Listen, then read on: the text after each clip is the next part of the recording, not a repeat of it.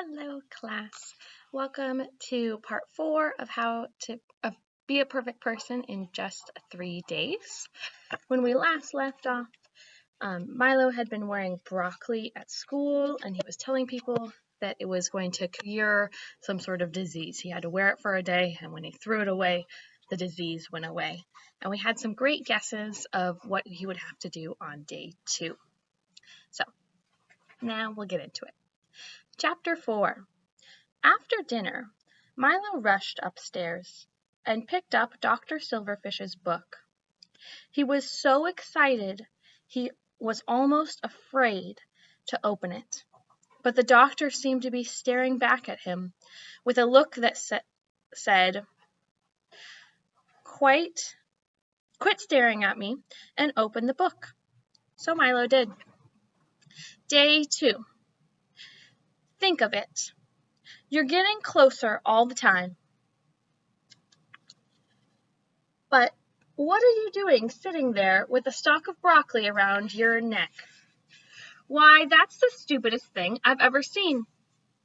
Don't even think about turning the page until you take it off. It's a little bit hypocritical. Dr. Silverfish is the one who asked him to wear the stalk of broccoli. Milo was surprised at Dr. Silverfish's reaction, but he removed the broccoli gladly. Then he turned the page. Well, that's more like it. Imagine coming to a famous doctor like me with a stalk of broccoli dangling in front of you. All I can say is, you must have a lot of courage. In fact, you must be absolutely fearless. It's a well-known fact that there's nothing in the entire world more humiliating than wearing a stalk of broccoli around your neck. So just think, you have nothing more to fear for the rest of your life. Even if you put your pants on backwards or wore 2 different colored socks, a hat with grapes on it, and a diaper, you will never look as stupid as you did a moment ago. Obviously, you will never be embarrassed again. I wish that's the way it worked. Seems a little bit exaggerating to me, but congratulations! You have conquered fear. That's the first steps towards being perfect. Now for step 2. From now until exactly this time tomorrow, don't eat. What do I mean? I mean, don't eat or drink, except for water. No food or drink, period. No liver, no octopus, no chocolate-covered shrimp. Ew. No pistachio ice cream sodas with whipped cream chili topping. These are gross foods that he might eat. Not even boring foods like pepperoni and pineapple pizza. Nothing. Cheat on this one, and you'll never be perfect. So, until tomorrow, stay hungry. Milo looked at his watch. It read 6:52. How could he not eat until 6:52 the next day? It was impossible. If only he'd known, he would have stocked up with extra big helpings at dinner. But now he couldn't even have a bedtime snack. It hadn't been more than a few minutes since dessert, but Milo already felt hungry and miserable. He was starving, yet if he wanted to become perfect, there's no way he could eat anything, not even broccoli. I think that's a little bit exaggerating. He just had dinner and dessert. I don't think he's starving, at least not quite yet. Still, he was determined not to give up. After tossing the broccoli in the wastebasket, he decided he'd try to take his mind off his stomach. He went downstairs into the living room to watch TV. Hey, where's your broccoli? His sister demanded. Oh, he forgot that he was supposed to be wearing it until his play the next day. Milo thought fast. Oh, I already know my lines by heart. Yeah, let's hear it. Milo improvised, and improvising is making something up on the spot. I am broccoli, big and green. That's plenty, Alyssa interrupted, and she turned back to her program. She didn't really want to hear him say his broccoli lines. Milo tried to watch it too, but the ads for hamburgers and fish sandwiches and soft drinks and candies only made him hungrier. He went to his room and turned on the radio, but that was no better. He tried reading a book, but it began with a family at the dinner table, and he just couldn't stomach it. Finally, he lay down and went to sleep. All night long, he dreamed of pies and cakes and pork chops that looked absolutely perfect. But he couldn't eat them, not even in his dreams. Here is him dreaming of all that delicious food, pies and cakes and pork chops. It was very frustrating. At least he didn't dream about broccoli. He had quite enough broccoli for a while. In the morning, he awoke with the biggest appetite of his life. He didn't fight with his sister over who used the bathroom first, since he didn't think perfect people would do things like that. And he was too weak to argue anyhow. He hasn't even had breakfast time yet.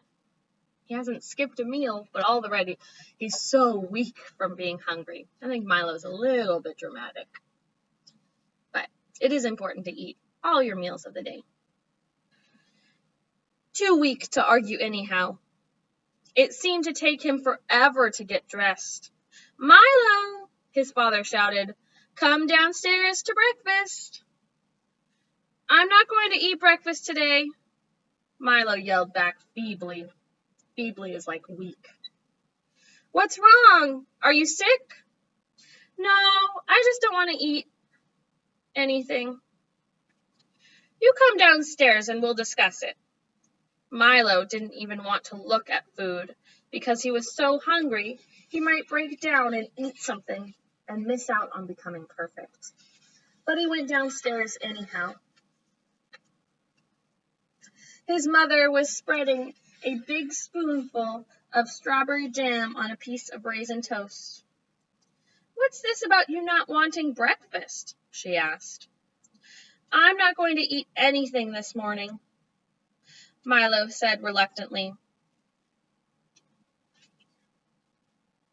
Milo had too much broccoli yesterday, Alyssa laughed, shoving half an instant waffle into her mouth. Milo, something doesn't seem quite right with you, his father said between gulps of tomato juice. First the broccoli, and now this? Do you feel all right?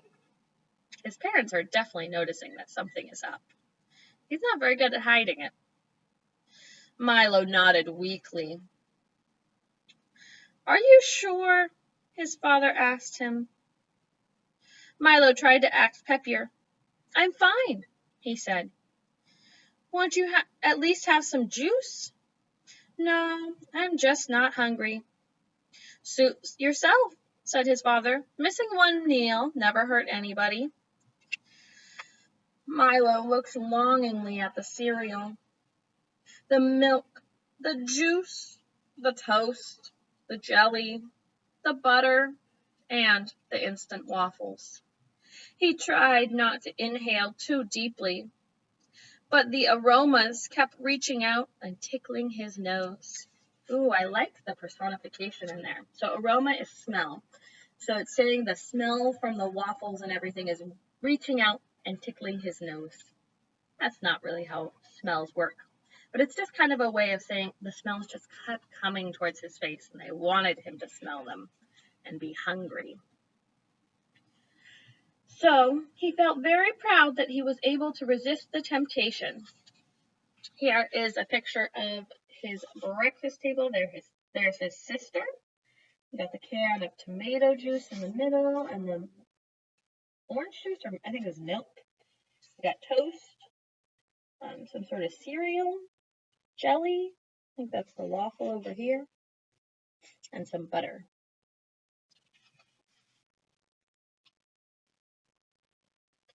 He felt very proud that he was able to resist the temptation and make it to school without having anything but 3 large glasses of water.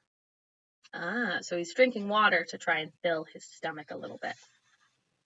His classmates kept asking him where was his broccoli today, but Milo told them his illness was cured. The other kids called him things like broccoli head and the human vegetable. But now that he knew he was fearless, those names didn't bother him. Besides, he felt sort of like a human vegetable. That's a weird thing to feel like. By the time lunch hour rolled around, Milo was positively starving, but he was more determined than ever not to eat. He offered his peanut butter and alfalfa sprout sandwich to anybody that wanted it, but he had to feed it to the pigeons. Peanut butter and alfalfa sprout doesn't sound very good to me. I wouldn't want it. Nobody else was willing to risk catching Milo's strange disease. Oh, yeah, there is that too. You don't want to share germs with someone who is just so sick that they had to wear a stalk of broccoli. You don't want to be the one wearing a stalk of broccoli next, if he's telling the truth. At the water fountain, Milo held up the line until everybody yelled, "Save some for the fishes!" in the chorus for the 5th time. That's right. He's drinking lots and lots of water because that's the only thing he can have. Milo had a lot of trouble getting through the afternoon. His stomach started complaining. Yeah, this point I see his stomach complaining because he skipped 2 meals. He's definitely hungry. His stomach started to complain, and it simply refused to shut up. In the middle of Miss Lexer's English class, it made embarrassing gurgles. During music class, it kept singing off key. The teachers were kind enough to ignore it, but the kids never stopped giggling. All Milo could do was give them a look as if to say, "I told you I was sick," and send silent messages to his stomach to quiet down. So we will finish this chapter tomorrow, and we'll have some questions to go with the rest of the chapter and with yesterday's reading. So there's no questions today. We'll finish off with Milo's gurgling stomach tomorrow.